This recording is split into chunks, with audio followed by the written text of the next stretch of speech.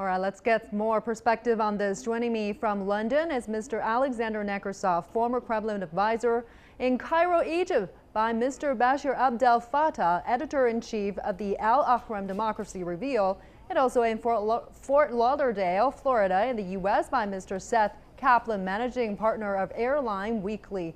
Thank you for joining us. So, all right, investigators in Egypt had told media that they're 90% sure that the noise heard from the cockpit voice recorder from the last minute before the flight ended was caused by a bomb explosion. However, Egyptian authorities have denied it and saying it's still too early to draw a conclusion. So my first question goes to Mr. Kaplan. You're an expert on airlines. What factors contribute to the 10% lingering doubts there?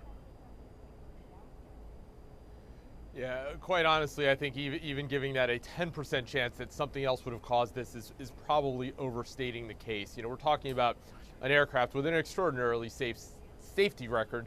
And, you know, the idea that it would just break up in mid-flight without something else having happened, you know, bad weather, something else like that, which we know in this case didn't happen, would be extraordinarily remote. So, you know, even at the beginning, when this first happened, my mind sort of went to this. And then as we hear more evidence about that sound right before, you know, the black box recording stopped, it really stretches the bounds of imagination to think that there could have been something else. You know, what lingering doubt? Well, of course, we'd like to see something else corroborate that. If we think, for example, of Malaysia Airlines Flight 370, I mean, look, it was rather clear that that aircraft had gone down somewhere in the Indian Ocean, but it still was helpful when, in that case, you know, the piece of the fuselage turned up on that French island of Réunion. So in this case, we would want to see security tape of somebody putting something suspicious aboard the aircraft, or some kind of impact you know, within the wreckage that indicates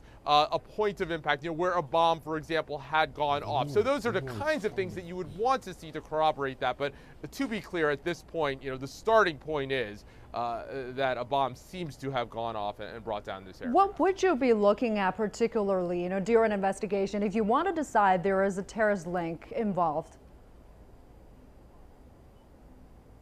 Yeah.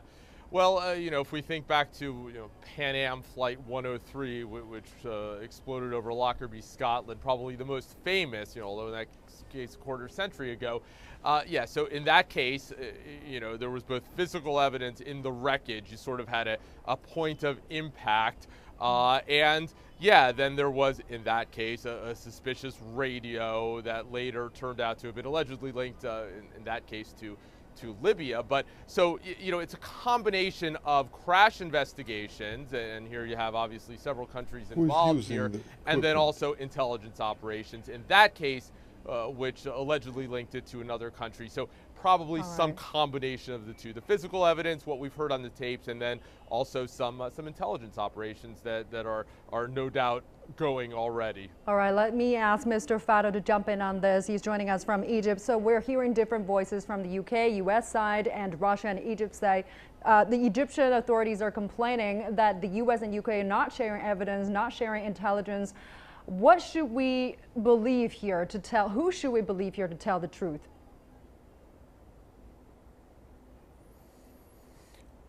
I think we should believe of the results of the investigations of the team who is concerned with the investigations of the whole process and the whole accident, not anything else. Even if it was an intelligent, the Egyptian, the British or the American or the Israeli, or even the Israeli intelligence, there is a committee or a team who is involved and concerned with the investigation of the whole process. So we have to wait until they finalize the whole process and the whole investigations. Then we take the story they will declare. No other stories should be committed or adopted from any other direction, because it is politicized from some intelligence or some other expertise worldwide. But we have to listen and we have to wait until the committee, the legal committee, which contains more than 50 persons who are involved and interested in the issue of this crash. So this is the only way we can adopt, and we can take their witnesses and their reports seriously to interpret what happened to the plane crash or the Russian plane crash. All right, let me get back to Mr. Kaplan. The U.S. is suggesting ISIS did this. If it is indeed a bomb, how can we investigate, how the bomb is planted and who planted it? Yeah, again, you're going to look at sort of the physical evidence, security tapes and so forth. But on the other hand, a lot of intelligence would have to be involved because, look, I mean, at this point, it remains possible that the bomb was just in a suitcase, packed outside the aircraft, for example, and went into the cargo hold undetected. That's something that in recent years, security has gotten considerably better. Something that started with what I mentioned, Pan Am 103 really took decades to get to where most baggage that's going into the cargo hold is screened, but, that's not to say that it's an airtight system. So, if the bomb was placed in luggage outside the airport, then you're really talking more about intelligence, who could have planted it, than any kind of necessarily physical evidence. Although, yeah, you would obviously hope that security, CCTV tapes and so forth would show something suspicious happening, but that could take some time. I'm rather confident that getting to sort of the proximate cause, was it in fact the bomb that brought down this plane? I don't think that's going to be an interminable process. I think that's something that investigators are going to be able to establish whether or not that was the case rather quickly. But who planted it is something that, could take some time. All right, Mr. Nekrasov, our technical problem just get sorted out now. So Moscow has dismissed reports of terrorism as a speculation. Want to get your stance on this? Well, first of all, unfortunately, this whole tragedy has been politicized from the moment the plane went down. First of all, there was too much attention given to this video posted by the terrorists who claimed their responsibility, and the media just simply picked this up, and it became huge news, which it shouldn't have.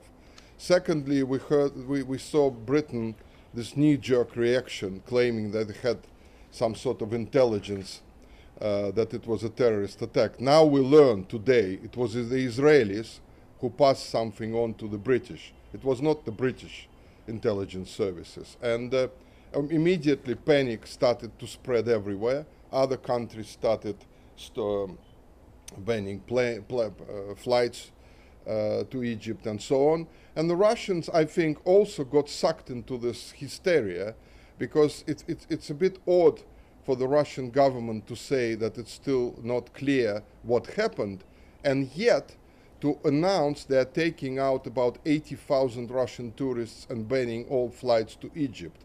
I think this whole thing was mishandled by politicians.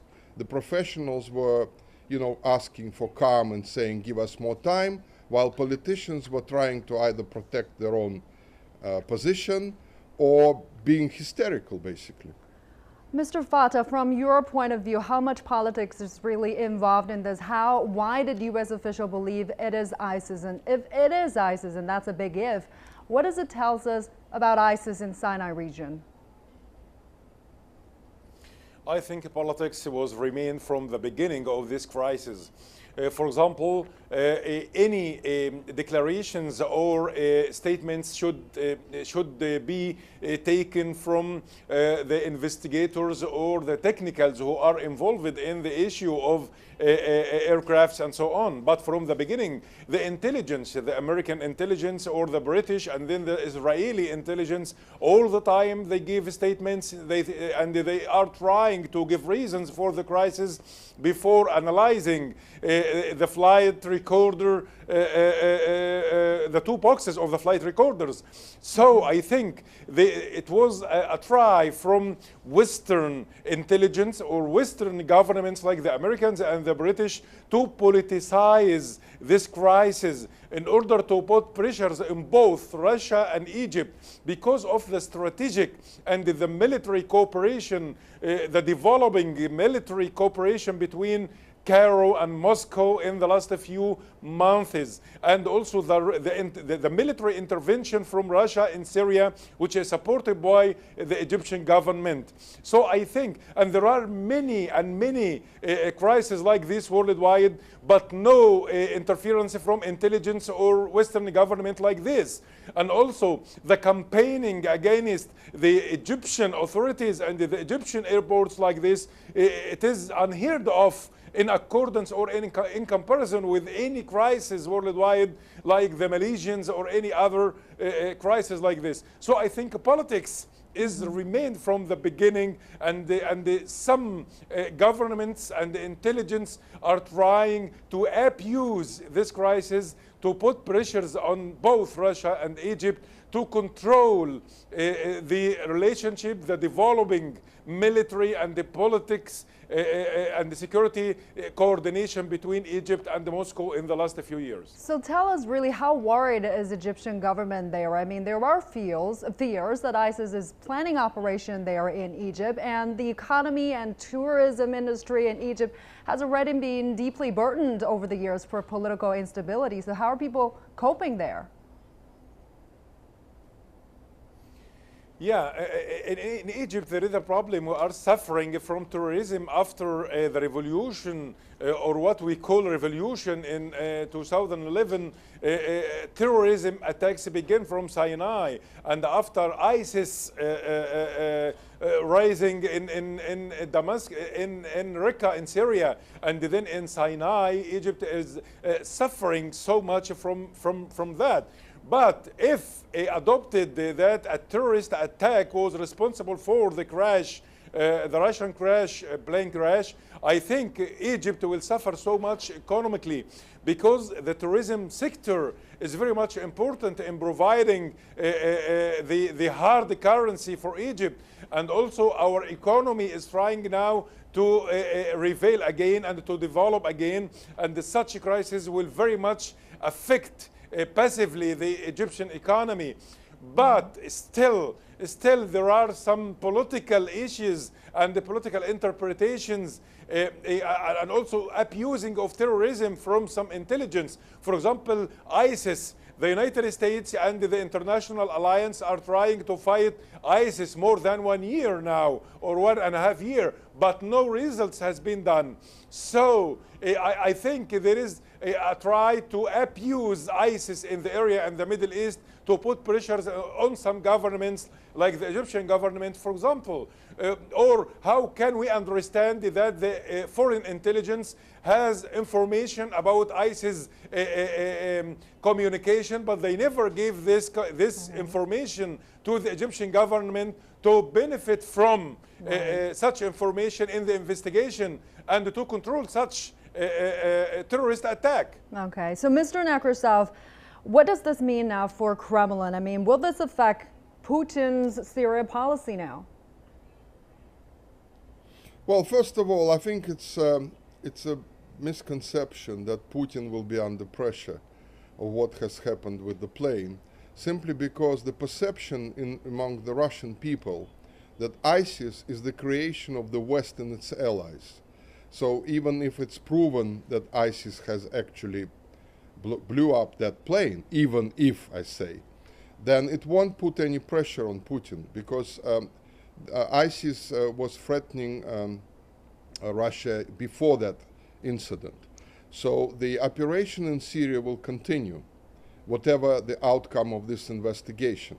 And I think that some people quickly jump to the conclusion that this incident, tragic as it is, would immediately put Putin and his policy towards Syria under pressure. It won't happen. But are you worried I think also...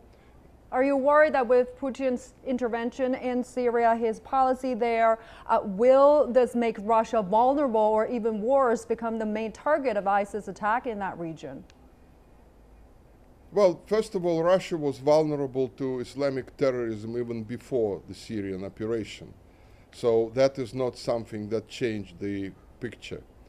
Secondly, Russia had to intervene because the US-led bombing campaign didn't produce any results at all.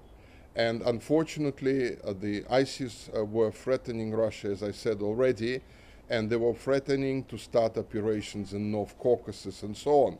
So basically, Putin had to intervene in order to start damaging ISIS, because the Western campaign, bombing campaign, didn't produce any results. And that is why Russians at this moment, even before, despite this tragedy, they understand what is going on.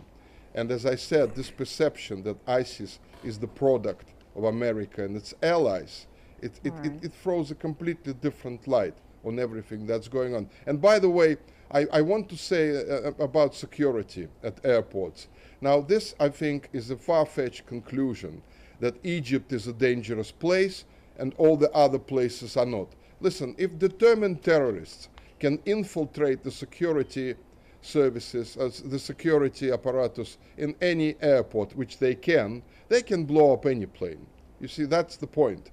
All these security measures, they are effective up to a point. So I think the response to this tragedy was, by the politicians, was a mistake. They created a hysteria, and it damaged not only the tourists in Egypt, but it's damaged Egypt, and it's even damaged Russian position, because all these poor Russian people had to suddenly return back home.